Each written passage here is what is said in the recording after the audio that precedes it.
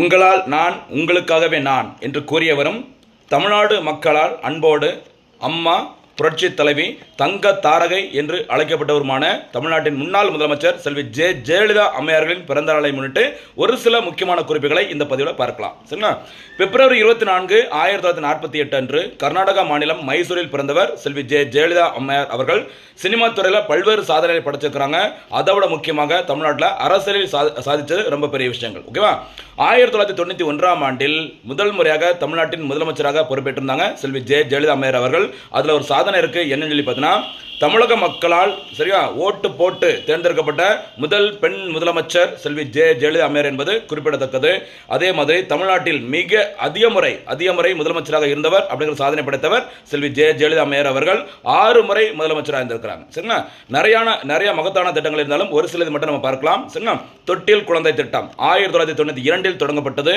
இந்த தொட்டில் குழந்தை திட்டம் என்பது பெண் சிசு கொலையை சரிங்களா தடுப்பதற்கான ஒரு திட்டம். இந்த தொட்டில் குழந்தை திட்டமானது ஐநா பொது சபையில் கைத்தட்டல்களை பெற்றது. ஓகேவா?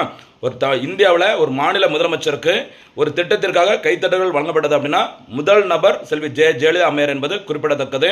அதே 1992ஆம் ஆண்டில் பார்த்தீங்கன்னா அனைத்து மகளிர் காவல் நிலையம் சரியா சென்னை 1000 விளக்கில் தொடங்கப்பட்டது.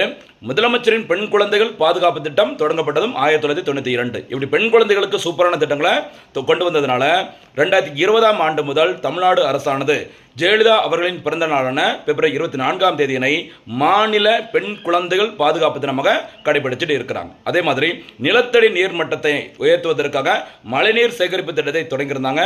அதே மாதிரி தாளுக்கு தங்கம் திட்டம் 2011 தொடங்கியிருந்தாங்க. 3ஆம் பாலினத்தவர்களுக்கு மாதந்தோறும் ஓய்வூதியம் சரிங்களா நிதி உதவி வழங்குவதற்கான திட்டமும் தொடங்கியவர் செல்வி ஜெயலலிதா அம்மையார் அவர்கள். ஆதரவற்ற பெண்களுக்கு சுயமரம் நடத்துவதற்கான மங்கள மாலை திட்டம், அம்மா உணவகம், அம்மா குடிநீர், அம்மா மருந்தகம், இப்படி நிறைய திட்டங்களை சூப்பராக கொண்டு வந்தவங்க செல்வி ஜெயலலிதா அம்மையார் அவர்கள். ஓகேவா? டிசம்பர் 5, 2016 அன்று உடல்நல குறைவு காரணமாக மரணம் அடைஞ்சிருந்தாங்க. அதே மாதிரி ஜெயலலிதா அவர்களின் மரணம் தொடர்பாக விசாரணை நடத்துவதற்கு ஒரு ஆணையத்தை தமிழ்நாடு அரசு அமைச்சிருந்தாங்க. அந்த ஆணையத்தின் தலைவராக இருந்தவர் ஆறுமுகசாமி. சரியாமா? இன்றைய பதிவிற்கான கேள்வி, தமிழ்நாட்டில் அதிக முறை முதலமைச்சராக இருந்தவர் யார்?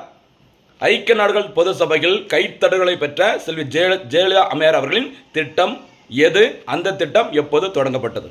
இதற்கான பதிலை கரெக்டாக கமெண்ட்ல சொல்லுங்க. நன்றி.